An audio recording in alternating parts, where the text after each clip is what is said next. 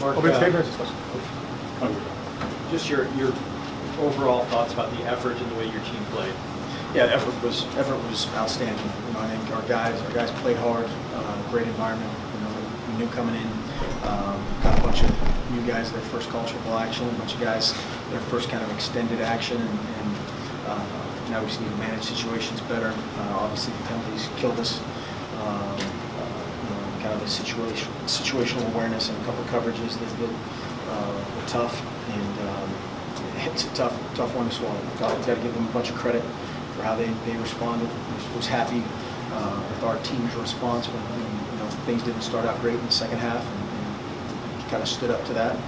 But again, gotta learn how to finish. Can you explain the philosophy of going for 2 every time as opposed to kicking extra points? It would have been 35-35 had you done that.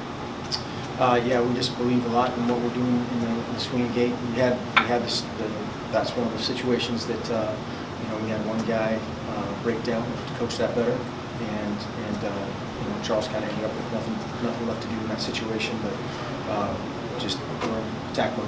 Is the philosophy then that you're going to be better than 50% in those over the course of the season, in every game, or? It's just all based on the look, and then we can shift back in and kick it if we don't have it. Any second guessing now since you lost by 3 extra points? No, the situation was exactly how we planned it, and like I said, we need to coach it better, to execute it better. Who makes the call on the conversions? Is it somebody on the field, or is it the coach? It's based on the look on the field. So you felt like every time you went for it was the right call? Yes.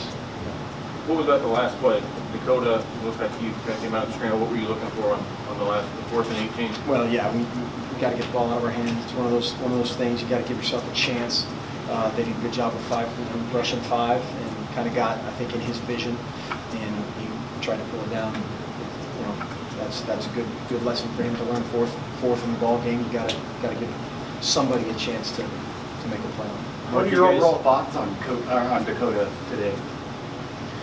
Well, he battled, and again in a tough environment, great crowd, up, down, managed it well. I thought he did some really good things in the run game, both decision making and physically.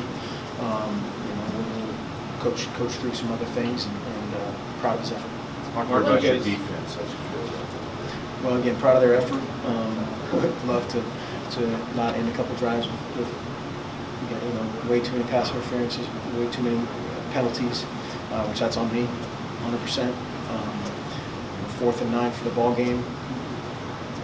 Again, we're in great position, and one guy's just misfit in the coverage. He's kind of in the wrong spot, so have to coach that up and move on. What adjustments did you see from Nebraska's defense coming into the second half of the offense kind of struggled to get some? They didn't do a ton differently. There was one formation they played a little bit differently, but nothing drastic. The start of that one backed up drive, we just didn't get off to a great start at a couple spots. But they didn't do anything drastically different from a schematic standpoint.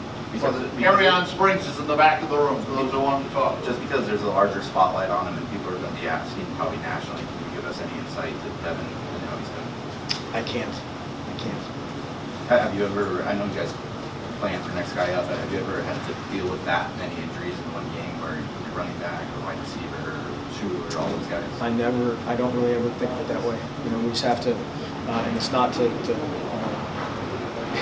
in any way not be sensitive to the situation, but we have to move on, and whatever happens from here on out, we'll take care of those guys and love them up, and the next guy's got to be ready to go.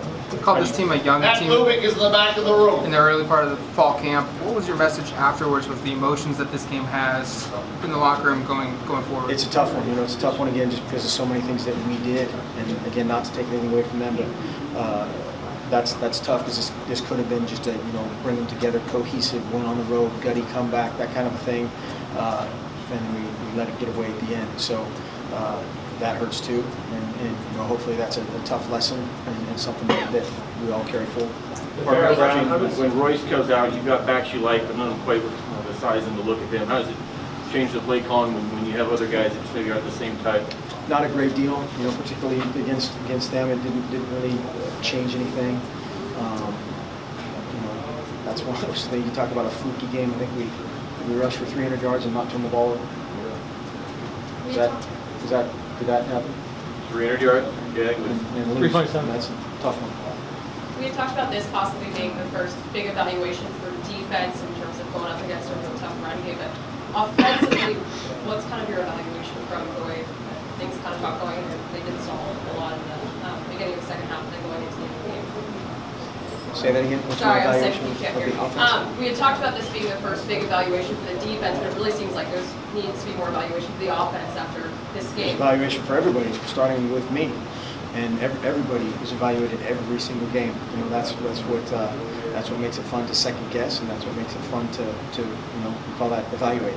And we will absolutely every realm. You know, special teams had a couple of huge impact plays. If we had two guys kind of pull up on that first time he signaled fair catch and he dropped the ball, and you know, if those two guys play 2 steps more, it's a different game. And so a million scenarios like that absolutely will address. The holding call on Farrell Brown on the final drive, I assume you took that far. I saw you pull I him didn't see over. it. No. I mean, I didn't see it. Are you asking? Oh, I didn't finish it. You talked to him after you got to the sideline. What did you say to him? That's a private moment, I think. Cameron, that's your most experienced player, but he's kind of made these odd mistakes for a guy that experience tonight. Is there anything that points you for why he's making these kind of emotional penalties, getting a guy out of bounds? Oh, he's an emotional guy in a good way, and we need to harness that as much as possible. And you know, again, fine line on some of these. But we have to obviously address all those penalties. Way too many.